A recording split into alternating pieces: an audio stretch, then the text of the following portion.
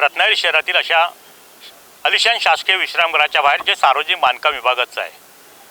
आपण आता राज्याचे सत्तांतर होत आहे, नवीन सरकार आता अस्तित्वात येतं आहे, पण रत्नागिरी जिल्ह्यातल्या सगळ्या बांधकाम विभागात काम करणाऱ्या ठेकेदारांची एक फार मोठी अपेक्षा या सरकारकडनं आहे. त्याचं कारण असं आहे की दिवाळीनंतर या वेळेला ठेकेदारांना ज्या काही प्रमाणामध्ये केलेल्या कामाचे पैसे मिळायचे ते ह्या दीपावलीमध्ये सुद्धा मिळाले नाहीत आणि जवळपास मार्चपासून आजपर्यंत कॉन्ट्रॅक्टरना अजूनही त्यांचे पैसे कामाचे मिळाले नाही आहेत. त्यामुळे त्या ठेकेदारांमध्ये कॉन्ट्रॅक्टरमध्ये अस्वस्थता आहे की कधी आपले पैसे कामाचे मिळतील. मग 034चे हेड असेल, 04चा हेड असेल, नाबार्ड असेल, पुलाचे प्रश्न असतील किंवा 25-15चे हेड असेल, अशा अनेक विभागातून अनेक हेडमधून हे ठेकेदार काम करत असतात.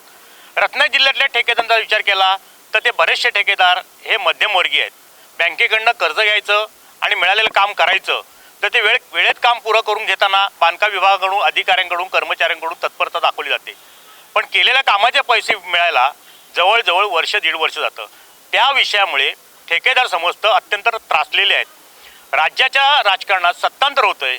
ह्या राज्याच्या सत्तेमध्ये कोण नव्याने येणाऱ्या बांधकाम मंत्री असतील, त्या बांधकाम मंत्र्यांकडून किंवा जिल्ह्यातल्या पालकमंत्र्यांकडून या ठेकेदारांच्या फार मोठ्या अपेक्षा आहेत. त्याचं कारण असं की मार्चपासून या ठेकेदारांना त्यांच्या मिळालेल्या कामाच्या प्रमाणात पैसे मिळाले नाही आहेत. काही आर्थिक अडचणीत आलेले आहेत, तर काहींनी बांधकाम विभागात बिलासाठी येणंही बंद केलेलं आहे. कारण पैसे तर येत नसतील तर स्थानिक अधिकारी जे आहेत ते सुद्धा हतबल झालेले आहेत. कारण शासनाकडून जर पैसे आले तर अधिकारी त्या प्रमाणात काही प्रमाणात प्रत्येक ठेकेदाराला त्याच्या बिलाप्रमाणे पैसे देतात.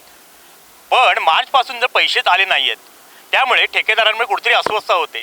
बांधकाम विभागाचा विषय केला तर रत्नागिरी चिपळूण 2 विभाग मिळून रत्नागिरी जिल्ह्याचा विषय येतो. सुमारे 250 ते 250 कोटी रुपये ठेकेदारांचे कामाचे अजूनही बांधकाम विभाग देणं आहे. अधीक्षक अभियंत्यांच्या मते त्याच्यामध्ये काही प्रमाणात ते पैसे कमी आहेत. पुलाचे आणि इतर काही हेडचे पैसे ठेकेदारांना देणं आहे असं अधीक्षक अभियंता मिलिंद कुलकर्णी यांच्याकडून सांगण्यात येतं. नुसती बांधकाम विभागाची परिस्थिती नाही आहे, तर जिल्हा परिषदमधल्या ग्रामीण पाणीपुरवठा विभागातून जलजीवन मिशनची जी कामं केली जातात त्या कामाचे सुद्धा जवळपास ठेकेदारांचे 100 कोटीपेक्षा अधिक शासनाकडून येणं आहेत. आता अशी परिस्थिती आहे की जलजीवन मिशनमधले कॉन्ट्रॅक्टर अतिशय मेटाकुटीला आलेले आहेत. त्यांना आता नव्याने पुन्हा या डिसेंबरपर्यंत दिलेली कामं पूर्ण करा असे आदेशसुद्धा शासनाने दिलेत. पण कामं पूर्ण करायला ठेकेदारांमध्ये कुठे नाही आहे, परंतु केलेल्या कामाचे जर पैसे मिळाले तर पुढचं काम तो ठेकेदार करू शकतो.